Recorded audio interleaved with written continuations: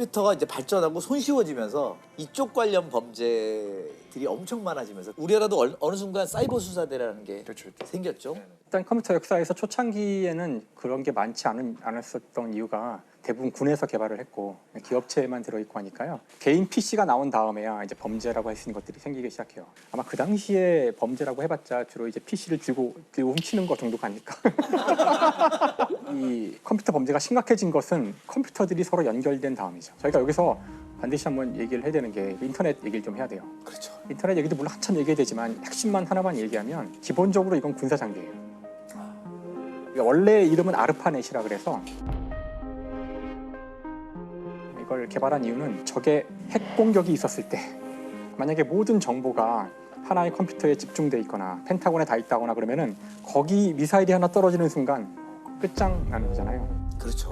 그러면 어떻게 이런 동시다발적인 수많은 핵무기 공격에 우리가 대응할 거냐? 정보를 수많은 곳에 분산해서 쫙 퍼뜨려 놓고 이것들 사이를 다 연결을 해놔서 마치 그물망처럼 돼 있으면 찢기지 않고 살아남을 수 있잖아요. 그러니까 이런 개념으로 마치 만들어진 거예요. 핵무기의 공격에도 정보가 없어지지 않도록 구축된 그런 네트워크라는 사실을 우리가 알아야 돼요. 이게 나중에 굉장히 중요해질 거예요. 자신의 어떤 프라이빗한 정보가 거기 올라가는 순간 지우기가 힘들어요. 핵전쟁을 해도 없어지지 않게 만들어진 시스템이에요. 우리가 인스타그램에 한번 올린 이야기들 계정을 폐쇄하고 싹 없애도 그건 아마 영원히 남아있지 않을까요? 어딘가에는? 오늘 아까 두 분 인스타 올리셨잖아요. 우리 돈 쓰러 가자. 네. 그건 영원히 남을 거라는 얘기죠. 가장 상처를 주는 범죄들이 인터넷과 온라인 그리고 컴퓨터라는 걸 통해서 그러니까 이제 그 얘기를 하려면 이제 어두운 진실을 알아야 되는데 사람들이 쉽게 인터넷을 마음대로 다닐 수 있는 어떤 그 플랫폼이 필요한데 오늘날 우리가 그것을 이제 브라우저라고 부르죠. 브라우저의 얘는 뭐 크롬, 인터넷 프로로 이런 게 브라우저예요. 자, 이게 나오자마자 이걸로 돈을 버는 사이트가 만들어져요. 바로 진짜 1년도 안 돼서. 뭐가 만들어졌죠? 바로 플레이보이예요. 플레이보이. 그래서 그런 쪽부터 먼저 정말 빠르게 판단한 거죠. 이 사람들이 이게 돈이 될 거란 거를. 근데 놀라운 거는 이제 인터넷에서 버는 돈의 50%가 포르노 산업이었대요. 그래서 플레이보이 그 사이트는 지금도 그렇지만 당시에도 최강의 보안을 자랑하는, 근무했다 그러면 보안 업계에서는 최고의 능력자예요. 그래서 사실 우리가 놀라운 일인데 지금 사용하는 수많은 보안 기법들이 다 플레이보이에서 온 게 많고요. 그래서 이제 워터마크 기법이라는 게 있어요. 그러니까 우리 눈엔 보이지 않지만 사진에다가 그 사람들만 알 수 있는 어떤 작은 신호를 심어요. 그러면 이제 누군가 이제 만약에 플레이보이 사이트의 사진을 가져가잖아요. 그럼 그다음에 적발이 되는 네트워크에다가 공개를 하면은 스파이더라는 프로그램이 있는데 스파이더가 웹을 계속 다니면서 그 워터마크를 찾고 다니는 거예요.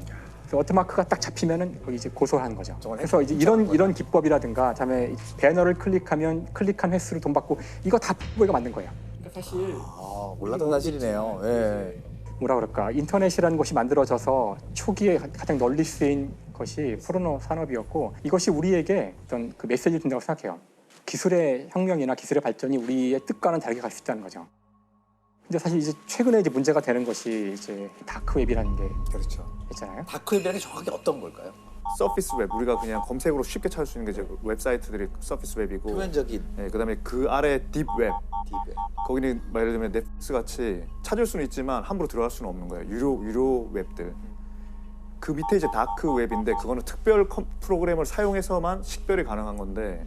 맞아요. 그래서 사실 다크웹에 접근할 수 있는 프로그램이 대표적인 게 이제 란 게 있어요.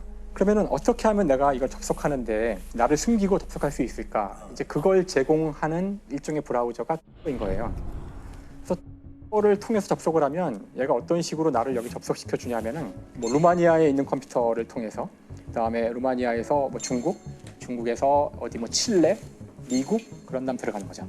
그런 식으로 이렇게 가기 때문에 이쪽에서 이제 역으로 알아가려면 문제가 엄청 생겨서 힘들겠네요. 역으로 이게 어디서 왔지 그러면은 저한테 바로 오는 게 아니라 일로 가는 거죠. 그러면 이걸 뒤지려면은 영장을 받아서 칠레에 가서 거기서부터 막히는구나. 칠레를 찾아도 또 중국에 제3자가 나를 알아내는 수 있는 방법은 거의 없다고 볼 수 있어요. 그러니까 주로 범죄에 활용이 많이 돼요. 꼭 그렇진 않아요. 그렇진 않아요. 그러니까 정부의 통제를 벗어나고 싶거나 그럴 때 만들 수도 있겠죠. 검열이라든가 네. 이런 거를 하기 위해서는 근데 오히려 안 좋게 쓰는 분들이 더 많고. 이게 인터넷에 어두우면은 이제 이게 만약에 그 최근에 큰 문제가 됐던 이제 웰컴 투 비디오 같이 포르노를 보고 싶은데 자기를 노출하고 싶지 않잖아요. 그럴 때에도 사용될 수가 있는 거죠. 세계 최대 아동 성착취물 사이트의 운영자 손정우에 대한 손정우가 영장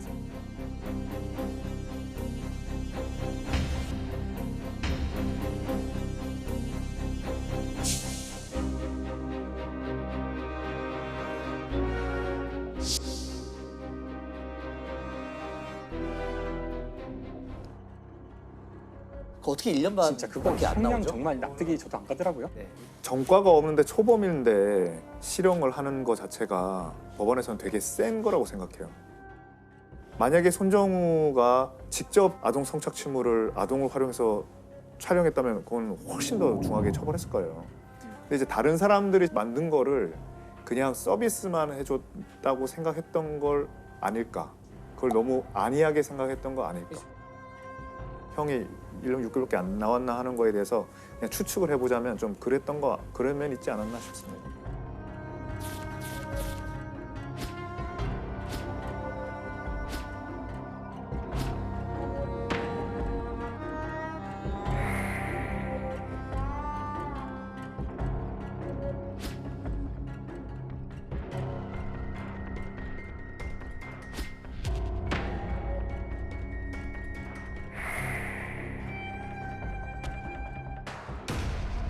아마 그게 미국으로 갔으면은 형량이 엄청났을 거라고. 엄청났겠죠. 네. 그렇죠. 거기는 뭐 80몇 년, 100년 뭐 이렇게 때려버리잖아요. 그거를 저쪽에서 강하게 처벌하겠다는 의지를 드러냈는데 그 미국에서는 9개 범죄를 손정우한테 했는데 The sexual exploitation of children is one of the worst forms of evil imaginable, and the unsealing of the U.S. indictment against its administrator, Jong-woo Son.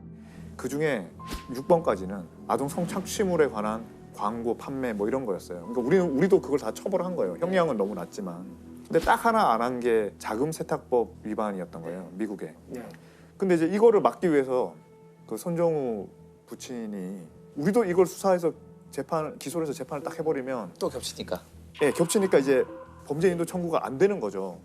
그렇게 하려고 자기가 자기 아들을 고소한 거예요. 근데 이제 이거는 이제 수사를 다 해서 기소까지를 해야만 범죄인도 청구가 요건이 없어지는 거기 때문에 그렇게는 안 되는 거죠. 그래서 이제 그래서 범죄인도를 할 수 있는 상황이었으나 이거는 기각을 했죠.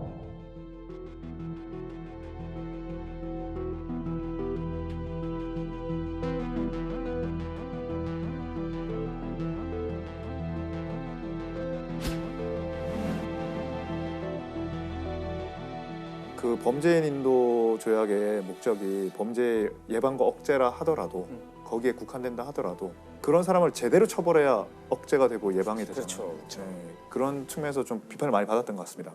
그러니까 인터넷 세상에서 또 새롭게 파생되는 범죄의 양태가 근데 가장 심각한 거는 저도 성에 관련된 그렇죠. 범죄가 제일 크다라는 생각이 들긴 해요. 왜냐면 그건 피해자한테 살인이거든요. 지울 수 없는 주원 글씨를 살인이라고 하면 남기는 거예요.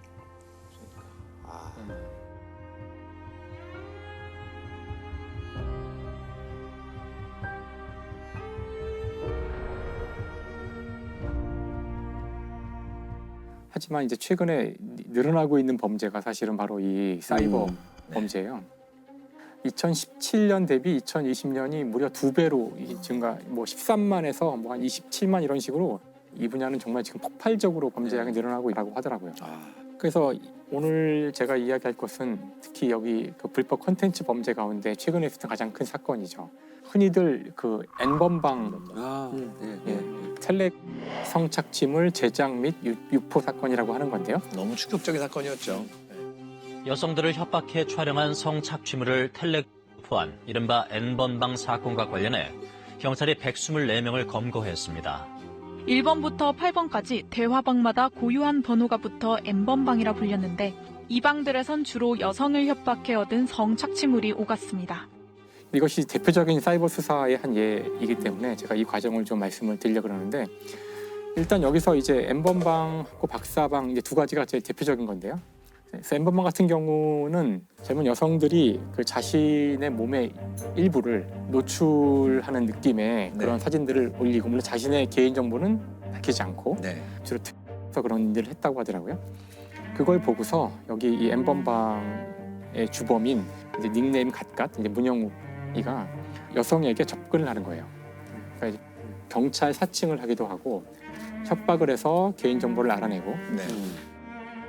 그 트위터를 해킹하거나 이제 네. 단순히 그렇게 뭐 이건 일종의 피싱 같은 방법을 쓰는 건데요.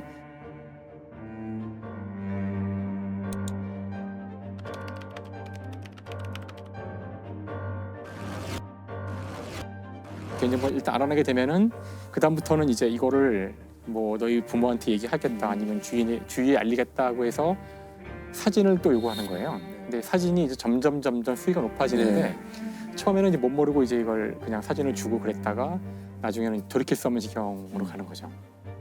피해자의 숫자를 정확히 알기도 어려운데 대략 1000여 명이 넘는 그런 피해자가 있었다 그러고 그 중에 거의 60%가 넘게가 10대 네. 어린 여성들을 대상으로 한 아주 잔혹한 범죄였죠. 네.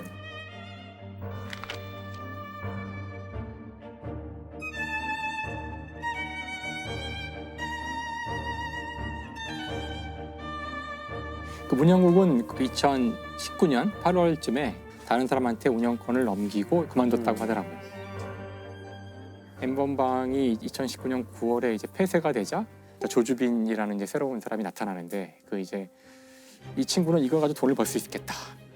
그래서 이거 가지고 이제 돈을 버는 본격적인 장사를 시작해요.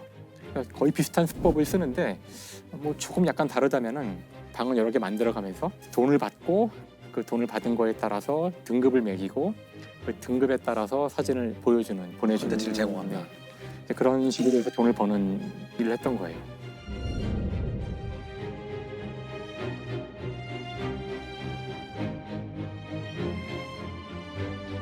이들이 이 범죄를 저지르면서도 끝없이 우린 절대 안 잡혀. 그러니까 그랬다면서요. 절대 안 잡혀. 이제 그런 얘기를 나눈 것까지도 지금 이제 알려져 있는데요. 일단 왜 그랬냐면은 범죄가 이루어진 공간이 텔레그램이라는 곳이에요. 네. 이 텔레그램은 이거를 사용하는 고객들의 정보를 절대 외부에 넘기지 않겠다. 이제 그런 정책을 가지고 있어요. 네. 이걸 사용한 사람들의 정보를 얻고 싶으나 국외에 있는 서버에 대해서는 우리 사법권이 미치지 않고요. 그러니까 협조를 구해야 하는데 협조 안 하는 거죠. 네. 그런 방법이 없어요. 이제 그걸 믿고서 이제 이 조주빈과 문영욱은 우린 절대 안 잡혀 이제 이렇게 얘기를 했던 것이죠. 그 다음에 이제 이것이 2019년에 벌어진 이유도 지금 암호화폐가 있기 때문이거든요. 그러니까 암호화폐를 써서 돈을 다 주고받고 누군지를 알아낼 수 없는 상황이라면은 조주빈이 말하는 것처럼 정말 잡기가 힘든 상황일 수도 있겠죠. 네. 근데 이제 오늘 아마 제 이야기의 결론이 될 수도 있을 텐데요. 그래도 잡힌다. 예. 그래도 잡을 수 있다. 이제 그게 이제 저희 그 사이버 수사대가 하는 일이죠. 어떻게 검거됐나요? 그 조주빈 같은 경우는 지금 돈을 벌려고 지금 이걸 하고 있는 거잖아요. 그러니까 암호화폐를 쓰는 한은 누가 누구한테 주는지 알 수 없어요. 근데 여기서 약점이 항상 있죠. 결국은 이 암호화폐를 내가 현실에 사용하려면은 우리 화폐로 바꿔야 돼요. 그러니까 이제 그 화폐를 바꿔주는 곳이 있다고요. 거래소죠, 거래소. 네, 그렇죠. 국내 거래소의 협조를 얻어가지고 수상한 암호 그 화폐 주인이 누군지에 대한 정보를 얻었어요. 그 돈을 가져가는 사람은 추적을 하기 시작했죠. 네. 근데 그 중에 이제 A 씨가 있었는데 그 돈을 가져다가 어느 아파트에 소화전에 갖다 놓고 이제 오는 거예요. 그래서 이제 추궁을 했더니 자기는 단지 부탁을 받고 배달만 하는 사람이다. 그러면 이제 소화전에 있는 돈을 가져간 사람은 그러면 진범일까? 이것도 확실하지 않은 거죠, 사실. 그래서 이제 경찰이 잠복 수사를 잠복 수사를 이제 하면서 진짜 복잡하게. 근데 가만히 봤더니 이 사람이 그 돈을 가지고 누군가를 가서 또 만나요. 그러니까 정말 이걸 안 잡히려고 정말 이중 삼중으로 해놓은 거예요. 그래서 지금 이제 돈을 받고서 이동할 때 길거리에서 서명 받는 사람들 있잖아요. 네. 서명을 하라고 했는데 서명을 했대요. 그래서 이제 경찰이 이걸 보고서 따라가서 봤더니 조주빈하고 이게 써 있는 거야, 생년월일이. 물론 아직 확신할 수 없지만 경찰은 이제 최초로 주범의 이름을 본 거죠. 조주빈. 자꾸 돈이 일로 오는 거예요. 그러니까 얘인 것 같다, 아무래도. 결국 돈이 모이는 곳이 이 친구더라. 그럼 이제 중요한 것은 이 사람인 것 같으니까 그 다음부터는 이제 국내에 여러 가지 수법을 이용할 수 있어요. 네. 그러니까 조주빈이라는 사람이 들어있는 사이트들도 이제 알아볼 수 있을 거고요. 그래서 여러 가지 단서들이 나오기 시작해요. 이 녀석이 분명히 범인인 것 같다. 이제 증거가 모인 거죠. 그래서 이제 조주빈이 집을 나와서 밖에 나갔다가 다시 돌아와서 들어갈 때 검거를 했대요. 조주빈은 잡힌 거죠. 이런 식으로. 조주빈은 집을 들어가 보니까 현금으로 1억 3천만 원인가가 있었고 휴대폰이 있었대요. 몇 개가 있었대요. 9개인가 뭐. 그 중에 2개 정도가 이제 중요한 데이터가 있는 거라고 생각해서 가지고 왔는데 당연히 락 걸려 있고 안 풀리는 거죠. 근데 또 이제 여기서 사이버 수사대의 2달 가까운 노력 끝에 결국은 이걸 풀어요. 그렇죠. 네. 일단 이게 풀리자 박사방에 들어와서 실제로 이 동영상을 보고했던 범죄에 일조한 사람들이죠. 그 정보가 안에 있어요. 그러니까 일단 다 잡을 수 있는 거죠. 조주빈이 지난 3월 붙잡힐 당시에 필사적으로 숨기려고 했던 휴대전화가 있었습니다. 끝까지 입을 열지 않았던 이 휴대전화 암호를 경찰이 2달 만에 풀어서 분석에 들어갔습니다. 현재 박사방 유료 회원은 40여 명 정도가 특정됐는데 조주빈 휴대전화에 담긴 정보로 유료 회원을 추가로 확인할 수 있습니다. 아니, 그러면 문형욱은 또 어떻게 잡았나요? N번방. 그러니까 문혁욱이 조금 더 이제 어려웠는데 좀 뒤에 잡히거든요. 좀 뒤에 잡혔죠. 네. 그러니까 이들이 검거되기 전에 둘이서 텔레그램에서 나눈 대화가 있대요. 조주빈이 먼저 물어봤대요. 그러니까 근데 이거 우리 돈을 주고받은 게 있어서 혹시 잡히는 거 아니야? 뭐 이렇게 물어봤다는데 근데 문영욱이 너는 그런지 모르지만 나는 돈을 주고받지 않았다고 문화상품권만 받은 적이 있대요. 근데 그건 내가 받아서 쓴 적도 없고 그냥 다른 사람 줬기 때문에 나는 절대 안 잡혀. 설사 나를 잡아도 증거가 없기 때문에 난 풀려날 거야. 뭐 이렇게까지 그 경찰을 막 능멸하는 거죠. 네. 실제로 굉장히 어려웠다 그래서 저도 이제 자세히 찾아봤는데 결론을 이야기하자면은 정확하게 어떻게 잡았는지를 자세히 알 수는 없어요. 잡는 방법이 또 유출되면 안 되니까. 그렇죠. 그래서 그렇네요. 몇 가지 내용만 조금 이제 언론에 나온 내용들이 몇 가지가 좀 있어요. 예를 들어 이런 건데요. 그러니까 이제 문영욱이 자기가 어떻게 피해자들을 해킹했나 이런 거 막 자랑하고 막 그랬던 모양이에요. 그러면서 자기 폰으로 어떻게 해킹하는지를 이렇게 보여줬대요. 해킹하는 장면을. 근데 그때 살짝 자신의 핸드폰의 바탕화면이 보인 거예요. 살짝. 거기에는 내가 사용하는 앱들이 있잖아요.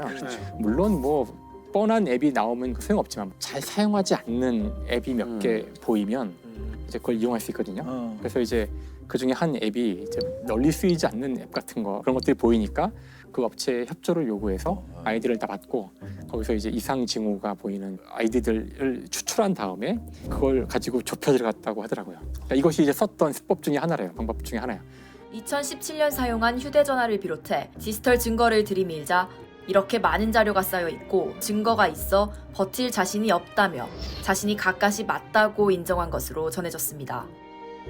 이제 이 범죄를 저지른 주범들도 중요한데 사실은 이용자들에 대한 추적도 굉장히 중요할 것 같거든요. 그렇죠. 그래서 이 사건 같은 경우도 그 이용자들을 처벌해야 된다는 전 국민적인 그때 요청도 있었고요. 네. 일단 그 유료 회원 같은 경우, 박사방의 유료 회원 같은 경우는 많이 다 검거가 됐고요. 무료 회원들은 이제 정보가 없기 때문에 안전할 거라고 생각할지 모르지만 여기도 역시 네.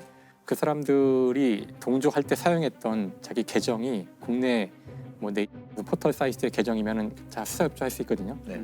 이제 그런 식으로 다 찾아갈 수 있어요.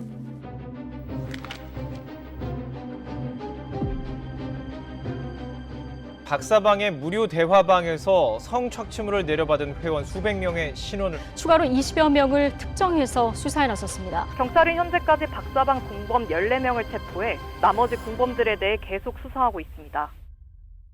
이 처벌 결과가 굉장히 궁금했을 것 같아요. 조주빈은 42년형이 확정이 됐고 이 문영욱은 34년형이 확정이 됐어요. 그리고 나머지 공범들은 이거보다 조금 더 못 미친 형을 받았지만 그래도 특별하게 우리가 기억을 해야 되는 것은 온라인 상에서 범죄단체를 설립하고 조직하는 거 이런 것들에 대해서 법원이 이제 인정을 한 첫 번째 사례거든요. 이 범죄단체 조직이라는 게 그렇게 이제 과거의 방식에 뭐 우리가 조폭을 떠올리고 그렇게 할 수 있는데 그런 것만이 아니라는 거 서로 얼굴 보지 않고 범죄단체를 조직할 수 있다는 게 사실 이 판결에 되게 큰 의미예요. 이 사건 이후에 좀 많은 제도적 변화가 생겼다고요? 그래서 흔히 N번방 방지법이라고 얘기를 많이 하죠. 근데 어떤 N번방 방지법이라는 개별법이 있는 것이 아니라 이런 N번방을 좀 방지해 볼 수 있는 그런 여러 가지 법률을 좀 총합한 개정안을 이제 묶어서 N번방 방지법이라고 얘기를 하죠. 그 대표적인 게 이제 불법 촬영을 사실은 소지하거나 시청하거나 다운로드 받거나 이런 게 원래 범죄가 아니었어요. 이제 성폭력 범죄 처벌에 관한 특례법에 이런 불법 촬영을 시청, 소지 이런 행위도 다 이제 범죄로 딱 명명을 하기 시작을 한 거예요. 그때부터. 이제부터 성인을 대상으로 한 성착취물일지라도 소지, 구입, 저장, 시청 어떤 행위에 대해서든 최대 3년까지 징역형에 처할 수 있습니다. 동의 여부와 상관없이 성관계를 하면 처벌하는 연령이 과거 13세 미만에서 이제는 16세 미만으로 높아집니다. 이들을 상대로 성행위나 추행을 했을 경우엔 공소시효 없이 끝까지 처벌됩니다. 사이버 수사 얘기에서의 핵심은 저희가 언제나 반복해서 하는 이야기지만 범죄를 저지르면 꼭 잡힌다는 거. 텔레그램 같은 거 쓰면은 안 잡히겠지 이거 안 통한다는 거예요. 그 사람이 우리 사회에서 살고 있는 한은 어떤 식으로든 범죄의 흔적을 남기게 되고 그 모든 범죄의 흔적을 찾아낼 수 있는 기술들이 지금 개발되고 있다는 거를 꼭 알려드리고 싶습니다. N번방이 이제 너무나 어떤 그 사회적인 충격과 사람들의 공분을 샀기 때문에 가해자들이 누군지 이 범죄자들이 누군지 좀 궁금해했잖아요. 그런데 신상에 공개된 사람은 조주빈을 포함한 6명밖에 없었거든요. 다른 그 가담자들은 공개되지 않는가 그런 거에 대해서 사람들이 답답함과 어떤 갈증을 느끼고 있을 당시에 한 SNS 계정에서 신상 공개되지 않은 이 가담자들의 신상을 하나둘씩 올라오는 계정이 발견이 돼요.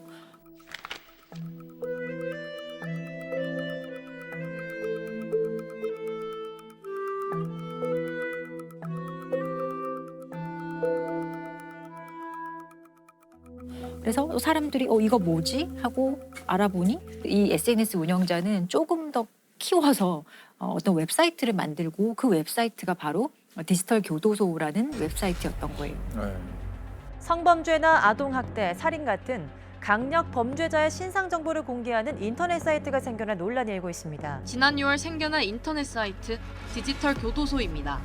성범죄나 살인을 저지른 강력범 90여 명의 이름과 사진, 혐의까지 자세하게 올라와 있습니다. 범죄자들에 대한 관대한 처벌의 한계를 느껴 신상 공개로 사회적 심판을 받게 하겠다며 개인이 개설한 사이트로 알려져 있습니다. 이들이 이걸 설립했을 때 이렇게 얘기를 했어요. 대한민국의 사이버 명예훼손, 모욕죄의 영향은 전혀 받지 않습니다. 표현의 자유가 100% 보장되기에 마음껏 댓글과 게시글을 작성해 주시면 됩니다. 사실상 그 인터넷이라는 그 수단을 통해서 온라인상에 박제를 하겠다라고 이제 선언을 한 거죠. 그 여론이 어땠나요? 그래서 댓글들이. 사실 당시의 어떤 분위기가 이 디지털 교도소에 대해서 놀랍게도 좀 반응이 뜨거웠었어요. 현대판 홍길동이다 이런 반응도 있었고 법이 못하니까 이렇게 개인이 하는 거 아니야? 라는 이런 식의 여론이 있었어요. 영화나 드라마 속에서도 사실은 그 막 자경단의 역할을 하는 사람이 처음에는 좋은 뜻으로 시작했다가 결국 안 좋은 결과를 맺게 되잖아요. 디지털 교도소도 그런 문제점이 이제 수면 위로 드러나기 시작을 했어요.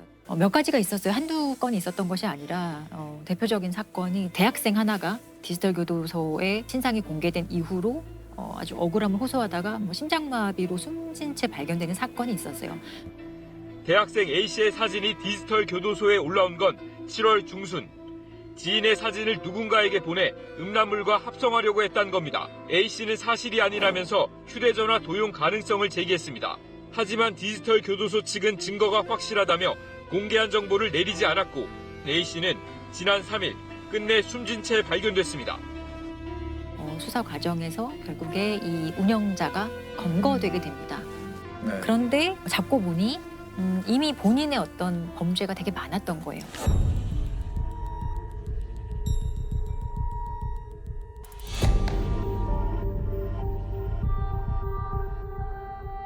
베트남에서 검거된 디지털 교도소 운영자 30대 남성 A씨는 오늘 오전 6시 20분쯤 인천국제공항 제1터미널을 통해 입국했습니다. A씨는 피해자에게 하고 싶은 말이 있느냐를 묻는 기자들의 질문에 아무 대답을 하지 않고 호송차에 올라탔습니다. 피해자들한테 한 생각 없습니까? 숨진 대학생한테 한 생각 없습니까?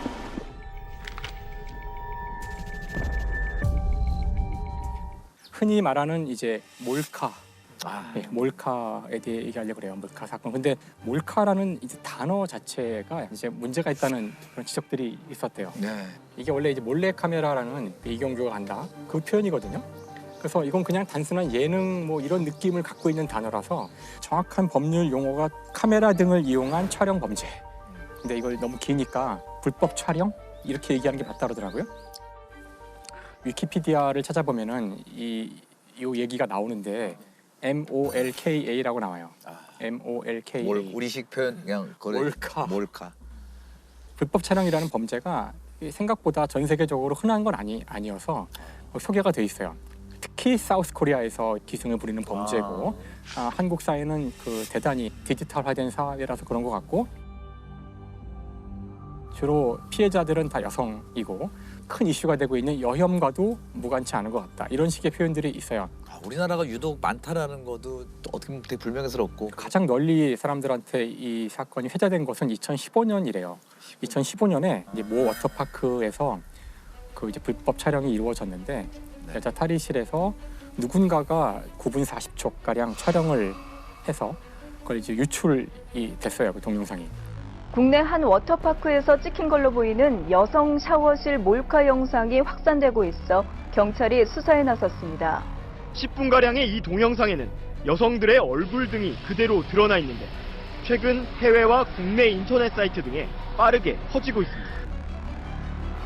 거기에는 정말 그 불특정 다수와 200명 가까운 여성들의 모습이 도대체 이게 범인이 누군지 잡아야 되는데 범인이 잡히게 되는 과정도 굉장히 좀 드라마틱해가지고 워터파크 몰카 동영상을 촬영한 용의자를 해당 동영상 안에서 포착했습니다. 몰카를 찍다 거울에 비친 자신의 모습을 실수로 촬영했다는 겁니다. 거울에 비치면 카메라맨이 카메라 뒷모습이 찍히잖아요. 옆에서 남들 찍다가 자기 얼굴이 잠깐 비춰버린 거죠. 그러나 해당 영상의 촬영 시점이 이미 1년 가까이 된 만큼 CCTV 등 증거를 찾기가 쉽지 않을 것으로 보고 있습니다. 사실을 알고 이제 피해자들이 굉장히 이제 많은 충격도 받았고 어느 날 그 사건이 있은 후 전남 곡성에 이제 최 씨라는 사람이 경찰에 연락을 해서 자신이 아버지한테 폭행을 당했다는 신고를 하게 돼요. 그래서 경찰에서는 집안에서 있는 폭행 사건이라고 생각을 해서 아버지를 소환해서 조사를 했는데 아버지의 이야기가 우리 딸이 최근에 있었던 그 불법 촬영 사건의 범인인 것 같다. 그런 거예요. 그래서 내가 그렇게 혼을 냈다는 거예요. 워터파크 몰카 사건의 용의자가 붙잡혔습니다. 아버지에게 맞았다며 경찰에 신고를 했는데 조사 과정에서 동영상 촬영자가 자신의 딸인 것을 알고 있던 아버지가 딸의 범행을 털어놓은 겁니다. 여성이 범인이었어요. 왜 이런 일을 했을까? 그랬더니 촬영을 하면 돈을 주겠다는 이제 강 씨라는 사람이 있는데 그 사람의 제안을 받은 거예요. 강 씨는 나중에 징역 3년 그 6개월 이제 지금 받았고 최 씨는 징역 2년 6개월 형을. 근데 사실 이제 여기에 나온 사람들은 정말 자신의 그 프라이버시가 엄청나게 침해를 당한 정신적 피해도 굉장한 것이고요. 굉장히 사회에 큰 이제 파장을 일으켰던 사건이죠.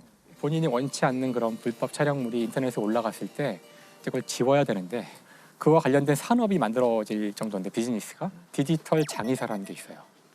원래 이 디지털 장의사라는 것은 제일 처음에 미국에서 만들어졌는데 누군가 이제 세상을 떠났을 때 나와 관련된 그 인터넷에 있는 정보들을 다 없애고 싶을 수도 있거든요. 그러면 이제 이 사람이 죽었을 때 그 회사에서 이 사람에 대한 기록을 다 삭제를 원래 하는 거예요. 그런데 이제 원래 이렇게 시작을 한 건데 우리나라에서는 지금 이제 95% 이상이 이런 일로 이 업무를 하는 것이 아니라 살아있는 사람이 의뢰를 하는 거죠. 자신이 원치 않는 영상이 올라갔으니 지워달라는 거죠. 그래서 이 영상을 이제 이게 찾아서 지우는 게 이제 아주 어려운 기술적으로 쉽지 않은 일이거든요. 그렇죠. 또 이제 문제가 찾는 거랑 없애는 건 또 다른 문제예요. 그걸 가지고 있는 사이트가 있는데 거기에 삭제를 요청을 해야 되는 거죠. 그래서 다른 나라의 경우 삭제 요청을 하는 게 너무나 이제 힘들어서 그런 경우 종종 벌어지는 일이 피해자한테 조사를 위해 전화를 하고 그러면은 가족이 받는 경우가 많은데 왜냐하면은 그 피해 당사자가 세상을 떠난 경우가 많대요. 알려지지 않은 여러 가지 이유로 그러니까 진짜 안타까운 일인데 보는 사람들은 잠깐의 호기심을 뭐 그런 것일지 모르지만 대단히 심각한 문제라는 거죠. 사람들이 그냥 오해하고 있는 것 같아요. 이거 잠깐 촬영했다 걸리면 조금 뭐 과태료나 그 정도 받고 끝나는 걸로 착각하는 사람이 되게 많아요. 근데 이게 되게 무서운 게 신상 공개가 됩니다. 그러니까 이게 신상 공개 대상 범죄거든요. 불법 촬영이. 그 지역 주민들한테 따로 연락이 다 가요. 누구가 이런 짓을 했다. 되게 무서운 거예요. 그러니까요. 불법적인 것을 막고 또 탈법적인 부분도 문제 제기를 해야 된다라는 거죠. 영상이나 사진들이 이렇게 사실 상품화돼가지고 유통되는 것 자체가 맞아요. 네. 실제로 네. 그 옛날에 뭐 웹하드 거기에 그렇게 불법 영상이 올라오는 걸 많이 묵인하면서 오히려 웹사이트에 많은 돈을 번 적이 있었고 그 사이트가 동시에 디지털 장의사도 운영한 적이 있어요. 그러니까 이게 병주고 약주는 거죠. 경찰은 양 회장이 웹하드 카르텔을 통해 불법 음란물 5만 2천여 건을 유포하고 70억 원 상당의 부당이득을 취했다고 밝혔습니다. 양 회장이 유포를 방조한 영상물에는 몰카와 리벤지 포르노도 100여 건이 있었습니다. 피해자들이 디지털 장의 업체를 통해 돈을 지불하고 삭제 요청을 했는데도 양 회장이 운영하는 웹하드에서는 해당 영상물이 버젓이 유통된 것입니다. 그런 운영 주체는 나는 플랫폼만 깔았지 이런 입장으로 많이 나왔었거든요. 이제 점점 그 플랫폼을 운영하는 사람들에게 그런 법적 의무를 부과하는 그런 법안들이 계속 만들어지고 있습니다. 보는 행위가 촬영을 당한 사람한테 얼마나 이것이 참혹한 일인지에 대한 이해가 있지 않으면 근본적인 답은 될 수 없을 거예요. 이것이 어려운 문제죠. 그렇지. 그렇죠. 맞아요. 이렇게 가장 밀접한데 우리는 이걸 어떻게 써야 되는지 아직 얼마 안 됐거든요. 이 기술 발전이 너무 빠르기 때문에 사실 인류 역사상 지금처럼 사람들이 손쉽게 그 음란물을 대규모로 볼 수 있던 시기는 없었어요. 음란물 영상에 대한 우리 어떤 감각을 많이 바꾸고 있다는 거예요. 이걸 볼 때 지금 따라가기가 힘들죠, 사실 사회가. CCTV가 지금 이제 좋은 어떤 측면, 그러니까 범죄자를 잡는 측면에서 얘기했지만 범죄에 이용될 수도 있는 거잖아요. 그렇죠. 실제로 요즘에 IPTV가 되게 유행인데 집안에 여러 가지 전자기기들을 인터넷에 접속시킬 수가 있어요. 근데 그러면 어떤 장점이 있냐면은 집에서는 물론이고 집 밖에서도 우리 집 안에 어떤 장치들을 구동시킬 수 있는 거죠. 심지어 로봇 청소기가 저희 집에 있는데 그 앞에 카메라가 있어요. 근데 그 카메라로 제가 집 밖에 있을 때에도 집에서 이렇게 원격으로. 저희 집을 볼 수도 있거든요. IP 카메라 같은 게 해킹을 당한다면, 왜냐하면 인터넷에 연결돼 있다는 뜻은 외부에서 할 수 있다는 뜻은 그걸 나만 할 수 있는 게 아니라 해킹 당하면 제 3자가 할 수 있는데 서버를 그러면 이제 집에 있는 나를 누군가 밤에 찍을 수도 있는 거고 사생활이 새나간 경우가 있어서 크게 문제가 된 적이 있었죠. 이 CCTV가 누군가의 원격 조정으로 몰래 카메라로 돌변해서 피해자가 속출하고 있습니다. 여성의 집에 있는 IP 카메라에 무단 접속해 사생활을 훔쳐보고 불법 촬영을 한 이들이 적발됐습니다. 4년 동안 260여 대 IP 카메라에 무단 접속했고 민감한 사생활을 훔쳐보거나 찍어서 보관해왔습니다. 사실 이게 CCTV가 좋은 측면도 있지만 그걸 누가 사용하느냐 이런 거에 따라서는 오히려 거꾸로 범죄의 도구도 될 수 있다는 거죠. 2021년에 있었던 사건인데 작년이네요. 아마 아파트에 사시는 분들은 집집마다 월패드라고 있을 겁니다. 거기서 이제 누가 오면은 거기 화면이 뜨고 그걸 보고서 인터폰으로 사용하면서 문 열어둘 수도 있고 이제는 핸드폰과 연결을 해서 반려견이 혼자 있어도 확인해 볼 수도 있고 뭐 이렇게 진화를 했는데 문제는 이제 이렇게 인터넷에 연결된 집에 있는 전자장치, 컴퓨터 장치들이 해킹을 당할 경우 어떤 일이 벌어질 수 있는지를 보여주는 사건이 벌어진 거죠. 경찰청 사이버 테러 수사대는 일부 공동주택의 월패드가 해킹돼 촬영 영상이 유출된 정황을 확인하고 수사에 들어갔습니다. 월패드 카메라에 찍힌 사생활 영상을 다크웹에서 판매한 정황도 포착됐습니다. 인터넷 커뮤니티에 월패드 해킹 아파트 명단까지 떠돌면서 월패드가 설치된 아파트 주민들은 불안감을 호소하고 있습니다. 경찰은 영상 유출이나 유통 사실 등이 확인되면 정보통신망법 위반과 불법 촬영 혐의를 적용해 해커 검거에 나설 방침입니다. 월패드를 해킹해서 영상을 그 다크웹에 올렸는데 대략 한 700여 단지 전국에 걸쳐서 700여 단지가 털렸고요.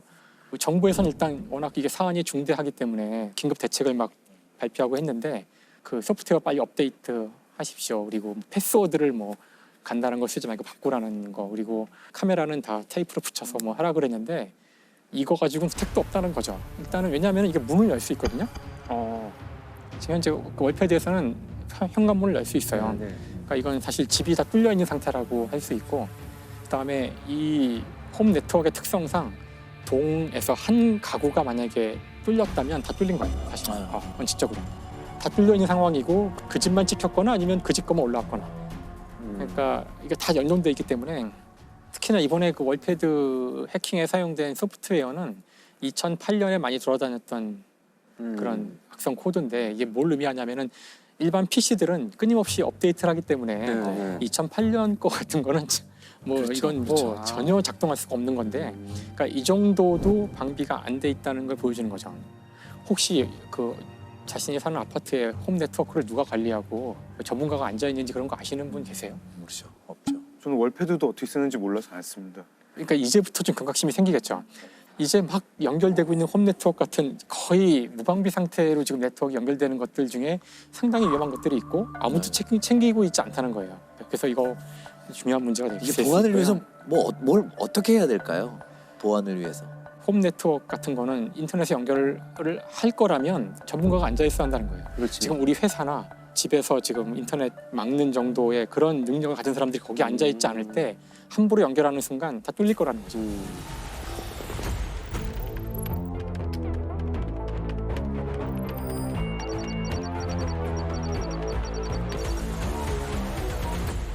사실 해킹 가운데 가장 널리 알려진 것은 이렇게 두 가지가 아마 널리 알려진 것이 있는데 이제 디도스 공격하는 거하고 그 랜섬웨어가 유명해요. 그래서 저기 어떤 개념이 뭔가요? 디도스. 그러니까 예를 들어서 뭐 구글 사이트를 디도스 공격한다. 그러면은 구글 사이트에 갑자기 뭐 수천만 개의 접속이 이루어지는 거죠. 갑자기 순식간에.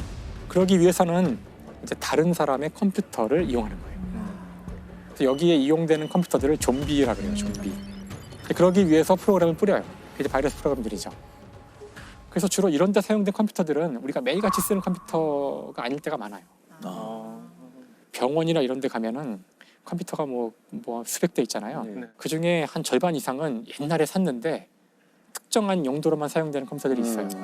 네, 맞아요. 엑스레이 장비를 뭐 굴린다거나 뭐 업데이트 거의 안 시키고 아무도 보지도 않고 창고에 가면은 뭐 수백 대가 쌓여 있는 거죠. 근데 네트워크에 연결은 돼 있고 보통 이런 것들이 많이 감염이 돼요. 사실 그런 것들이 큰 문제를 일으킨 것 중에 하나가 이제 랜섬웨어가 여기 또 한번 등장하는데 랜섬웨어는 랜섬 이게 몸값이에요. 몸값. 그러니까 말 그대로 랜섬웨어에 이제 감염이 되면 당신의 데이터는 암호화되었습니다. 그러면서 시작이 되죠. 그럼 이제 망한 거예요. 나는 만질 수 없는 컴퓨터가 된 거네요. 그렇죠. 그래서 랜섬웨어 중에서 가장 유명했던 게 이제 워나크라이라는 랜섬웨어거든요. 이제 그 아주 유명했던 랜섬웨어인데 2017년 5월 12일 그날 딱 이제 발견된 건데요. 150개국의 30만 대의 컴퓨터를 감염시켜서요. 워너크라이가 유럽을 중심으로 전 세계에 퍼지고 있습니다. 감염된 컴퓨터 한 대가 네트워크를 통해 다른 컴퓨터까지 감염시키는 특성이 있어 기업뿐만 아니라 국가기관, 병원 등에서 빠르게 확산하고 있습니다. 이 워너크라이를 이제 분석을 사람들이 이제 자세히 해봤는데 너무나 정교한 거예요. 너무나 정교하고 여기에 사용된 그 윈도우즈 공격 그 방법이 놀랍게도 미국 이제 정보국이 있어요. NSA라고 미국 정보부인데요. 정보국에서 비밀리에 만들었던 MS를 해킹하기 위해서 그것이 유출된 것 같다는 거예요. 그것이. 이거는 한 개인이나 한 집단이 하기에는 너무나 고도의 기술을 사용했기 때문에 국가 단위의 어떤 공격이 아닐까 이런 의심을. 아예 정책적으로 이거는. 그 뉴욕타임스 같은 데서 이건 혹시 북한이 뒤에 있는 거 아니냐. 북한에 정말 그런 역량이 있나요? 그게 그렇게 될까? 얼마 전에 기사에는 그 해킹으로 벌어들인 돈이 꽤 된다. 아 그런가요? 북한이 사실 그걸로 버텼다. 이걸로 돈을 벌기 위해서 하는 것도 있다고 알려져 있어요.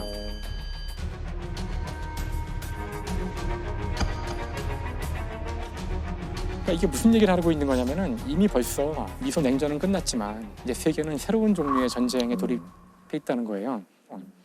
그래서 이미 해킹은 이제 개인의 단순한 이런 것들은 웬만한 거 다 잡아낼 수 있는 상황이 왔는데 국가가 나서서 하는 것이 굉장히 위험한 지경에 사실 이렇게 만들어진 어떤 슈퍼 무슨 컴퓨터 바이러스가 전 세계를 마비시킬지도 모르잖아요. 이거는 뭐 어디서 이걸 누가 준비하는지를 알 수도 없고 정부도 우리가 했습니다라고 발표 안 하니까 일종의 선전포고 없는 전쟁이잖아요.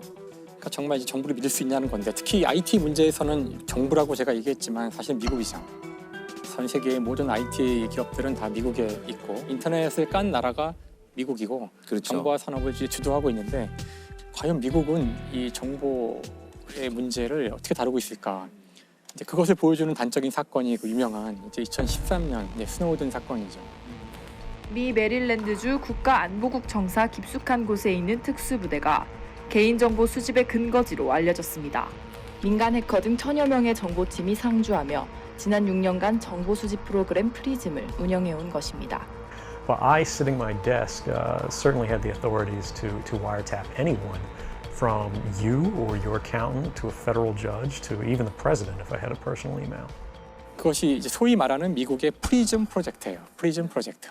프리즘 프로젝트가 있었다는 사실이 밝혀지면서 미국이 발칵 뒤집어지는데 NSA죠. 미국의 정보국이 이 세계에서 여기서 중요한 건 세계예요. 세계. 그 세계에서 움직이는 이 정보를 통째로 이제 감청하고 있었다는 거예요. 근데 이 감청하고 있는 정도가 어느 정도냐면은 그 대서양 해저에 깔린 케이블이 있거든요. 인터넷. 그러니까 인터넷이 결국은 이제 전선이기 때문에 뭐 태평양이건 대서양이건 지나갈 때 해저에 케이블을 깔아야 돼요.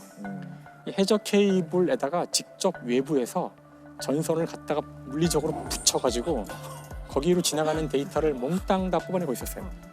실제로 전 세계 망이 해저로 연결돼 있다고요? 연결돼 있죠. 그렇지 않고서 어떻게 써요?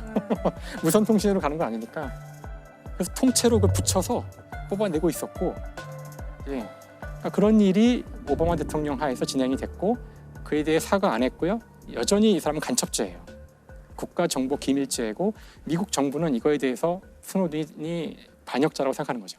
미국 정부가 굉장히 불법적인 일을 전 세계를 상대로 벌인 거고 그걸 고발한 내부 고발자인데 이 문제에 대해서는 미국 좌우 진보 보수 할 거 없이 다 그러니까 무서운 나라. 에드워드 스노든은 반역자다 이렇게. 아니에요. 근데 2014년 그 다음 해죠. 네. 2014년에 에드워드 스노든은 공공 서비스 부문의 퓰리처상을 받아요.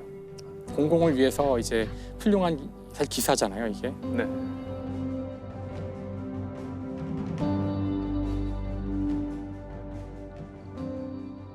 여기까지 얘기하고 나면 해킹이나 이런 그 정보 보안 이런 문제들이 참 이제 가슴 아픈 수준에 와 있지만 원래 해커라는 단어는 원래는 굉장히 좋은 뜻이었어요. 원래 해커의 뜻이 뭐죠? 해킹? 원래는 이게 1950년대 말 60년대 초에 그 MIT에 있는 학생들이 자기가 좋아서 어떤 이익을 바라지 않고 그냥 놀이로 즐기는 행동을 할 때 그거를 해킹한다고 그랬어요. 사실 이들의 생각은 원래 이제 정보가 굉장히 중요해질 것이고 우리 모두가 정보의 사회에 들어갔을 때 이 정보만큼은 어떤 특별한 단체의 독점 없이 모두가 공유하도록 하자 그런 생각을 가졌던 거예요. 그래서 다른 컴퓨터에 침투하는 것도 그 컴퓨터가 막혀 있거나 그러면 안 되고 그들은 다 공개해야 되고 소스 코드는 만들면 다 공개하고 누구나 다 공짜로 쓸 수 있게 하고 이렇게 처음에는 해킹이라는 걸 되게 좋은 뜻으로 했지만 이제 지금은 인터넷이 과연 통제 없이 어떤 이런 선의만으로 이것이 지켜질 수 있는 곳인지에 대한 의문이 지금은 생기는 거죠. 미래에 진짜로 중요한 범죄들이 여기서 벌어질 텐데 문제는 아직 많은 사람들이 이것이 무엇인지 정체도 잘 모르고 있다는 거죠. 그래서 조금 더 우리가 알아야 될 것 같고 그다음에 어떤 것들은 아마 개인의 수준에서 할 수 없는 것들이 있기 때문에 인터넷과 연결된 이 데이터를 다루는 곳에서는 보안에 그에 합당한 관심과 예산이 투입되어야지만 우리 자신의 프라이버시와 정보를 지킬 수 있다. 이 정도 얘기를 할 수 있을 것 같아요.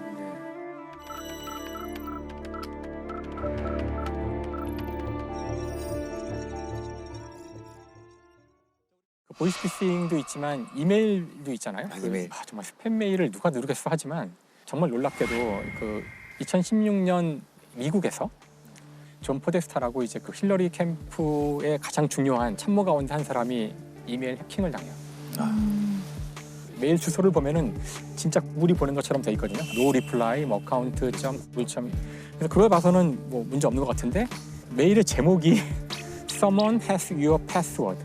그러니까 누군가 당신의 패스워드를 가지고 있다. 그러니까 빨리 패스워드를 변경해라. 아래 링크를 누르는데 사실 그건 클릭을 하겠는데? 그러니까 아니요 이거는 절대 클릭하면 안 되는 거죠. 왜냐면 그거는 이메일로. 이걸 어떻게 다. 당연히 이 사람이 선거 참모에 높은 사람이니까 이런 거 함부로 안 누르죠. 그래서 그 힐러리 캠프에 있는 IT 담당자한테 이메일을 포워드해요. 이런 메일을 받았는데 어떻게 처리할까요? 했더니 이거는 정상적인 메일인 것 같으니까 빨리 변경하라고 얘기를 해요. 그래서 이걸 누르게 되고 이 사람의 메일이 다 해킹당한 거예요. 싹 다. 구글이 자동으로 이런 종류의 그 제목으로 오는 메일들은 스팸으로 넘겨요. 네. 근데 이게 왜 안 넘어갔을까? 그래서 그 뒤에 사람들이 알아낸 건 뭐냐면은 알파벳 O가 나오는데 이 O가 다른 글자와는 다른 O예요. 무슨 부호 같은 걸 넣었구나. 그러니까 이게 이제 폰트를 바꿔보면 이게 0 같기도 하고 O 같기도 하고, 그러니까 얼핏 보면 O인데 이게 그 잡아내는 프로그램들은 문자를 눈으로 보는 게 아니라 프로그램의 숫자들을 보기 때문에 이게 서먼이 아닌 거예요. 그러니까 그런 이제 정교한 수법을 써서 그 필터를 통과했던 거죠. 그렇죠. 이게 어마어마한 스캔들로 이어지는데, 그래서 그때 일어났던 광범위한 해킹 사건들이 있었는데요. 이거 포함해서 러시아가 개입된 것 같다는 이제 그런 발표가 있었고요. Russia, if you're listening, I hope you're able to find the 30,000 emails that are missing. 또 그날이 되게 드라마틱한데 이제 10월 7일이에요. 근데 트럼프의 여러 성추문들이 터지기 시작해요. 근데 언론에 터지자마자 1시간 뒤에 바로 이 포데스타의 이메일이 공개되기 시작해요. 힐러리 클린턴이 전에 러시아 기업에게 어떤 이권을 준 것 같은 정황이 보이는 이메일이 딱 공개가 돼요. 이런 식으로 그 뒤에는 계속 어떤 식의 정책을 얘기해도 바로 반박할 수 있는 이메일 내용들을 뿌리고, 중요한 시기마다 이메일이 턱턱턱 나오는데 뭐가 나올지도 모르고, 심지어 없는 거를 내놔도 없다는 거를 입증해야 되는데 없다고 얘기해도 안 믿을 거 아니에요. 그래서 힐러리 클린턴 캠프에서는 이걸 대응해야 되기 때문에 팀이 모였는데 결론은 대응 불가. 이게 진짜인지 아닌지 아무도 알 수 없죠. 미국 대선이 현지 시각으로 꼭 열흘 앞으로 다가온 가운데 힐러리 이메일 수사라는 새로운 변수가 나왔습니다. 열세를 보이던 트럼프 측은 기세를 몰아 맹공을 펼치며 역전의 기회를 노리고 있습니다. That the Bureau explained this issue in question, whatever it is. Hillary has nobody to blame but herself for her mounting legal troubles. Her criminal action was willful. Himself directed the covert cyber attacks against our electoral system. Our goal continues to be to send a clear message to Russia not to do this to us. 하지만 공화당이 이미 상원을 장악한 상태에서 러시아의 해킹에 대한 실질적인 응징이 이루어지기는 어려워 보입니다.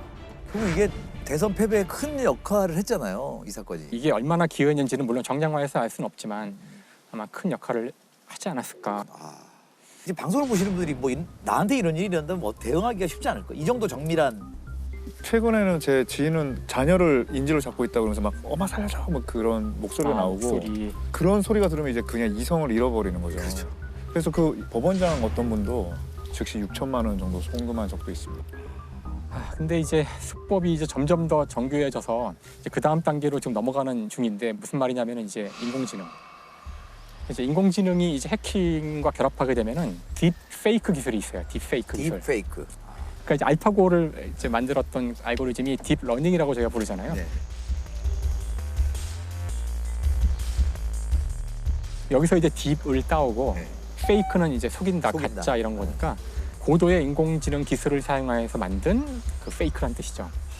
그래서 딥페이크 그 보이스를 이용해서 2019년에 영국의 한 에너지 회사 직원이 자신들과 거래하고 있던 독일의 신용회사가 있는데 이 사람한테 전화를 건 거예요. 전화를 받았는데 목소리가 독일 그 사람 목소리야. 악센트도 그렇고 하니까 돈을 송금하라고. 그래서 22만 유로를 송금을 해요. 한 3억 원 정도 되는 돈인데 이게 먹혔네? 하고서 한 번 더 한 거예요, 전화를.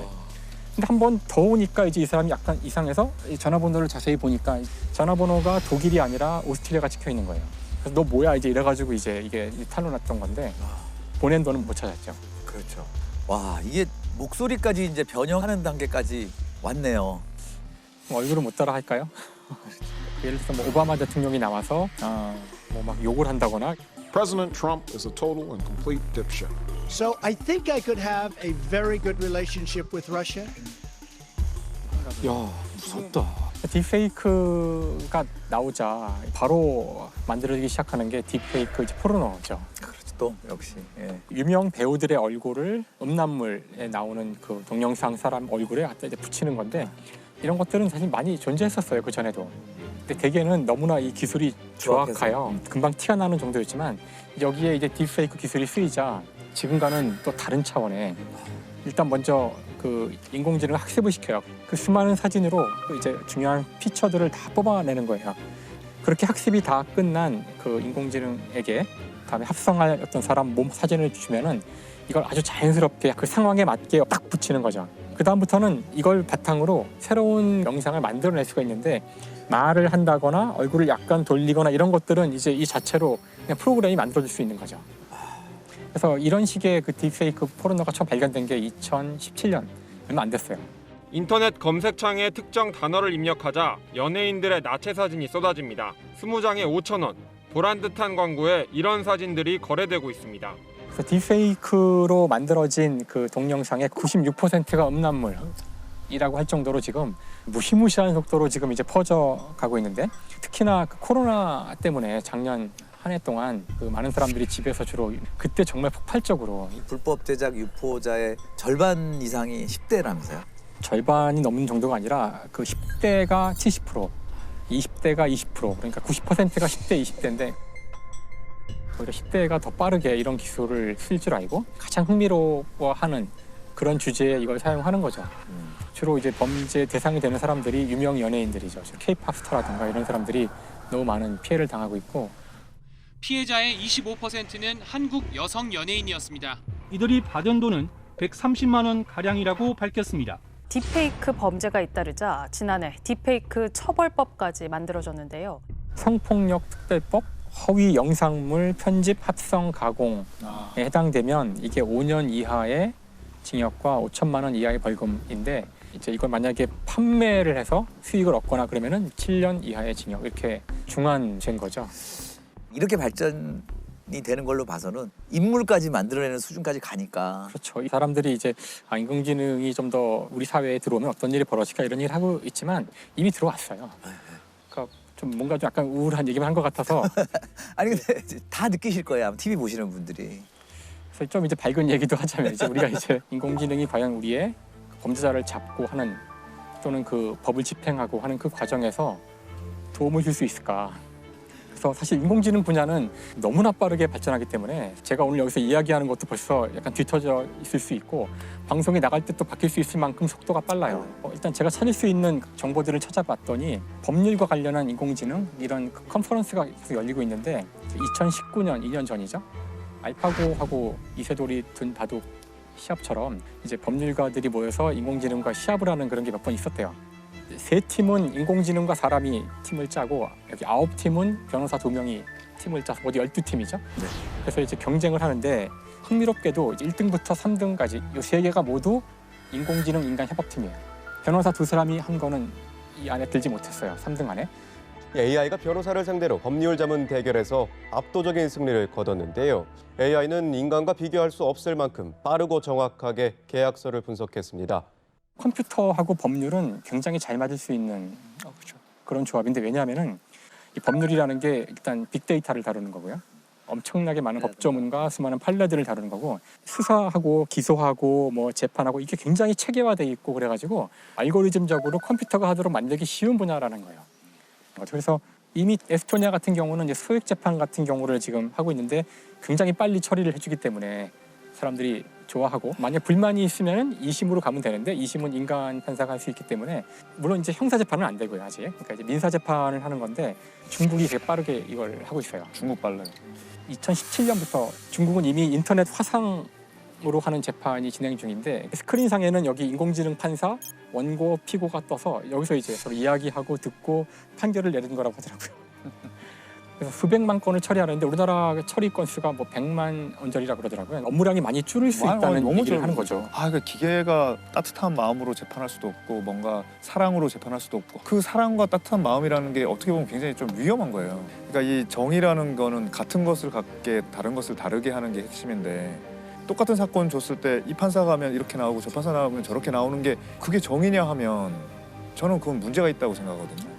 인공지능 판사가 판결을 하면 그 감정적인 요소나 가치 판단적인 요소가 그걸 안 받아들일 수도 있는 거거든요. 어느 판사한테 갔느냐에 따라서 결론이 달라질 리가 없고 정치적 성향에 따라 판결 다르다는 소리 안 나올 거고. 단점들은 좀 없어지는 면이 네, 있겠죠. 그런 면이 다 있죠. 이 소재가 모든 업계에 사실은 지금 법조계 얘기만 하고 있는데 학계에도 있을 수 있고 물리학계에도 있을 수 있고 영화계 이게 달라요 이게? 이거 알고는 우리 밝은 얘기가 저희를 더 암울하게 만들었어요. 아니 그러니까 무슨 뜻이냐면은 직장 걱정하게 되는. 도와줄 수 있다는 거죠. 우리를 도와준다는 얘기인데 문제가 있는 것이 인공지능은 어쨌든 기존의 데이터로 학습을 시킨 거거든요. 기존의 데이터에 어떤 바이어스가 있다면 이 학습에 영향을 줘서 그런 편향된 답이 나올 수가 있는데 이 대표적인 경우가 이제 이루다 챗봇. 챗봇이라 그래서 우리랑 대화를 할 수 있는 인공지능이에요. 인간이 만든 인공지능은 편리함을 넘어 이제 친구가 될 수 있다는 기대감도 나옵니다. 실제 메신저 대화 100억 번이 바탕이라 진짜 사람처럼 말투가 자연스럽습니다. 작년 12월 23일 날 이게 이루다가 이제 발표가 됐고 불과 한 1, 2주일 만에 40만 명이 사용자가 생기고 해서 크게 이슈가 됐으나 곧 폐쇄돼요. 왜 몇 가지 이제 중요한 문제점들이 발견된 건데 일단은 그 소수자에 대한 혐오 발언들을 한 것이 문제가 돼요.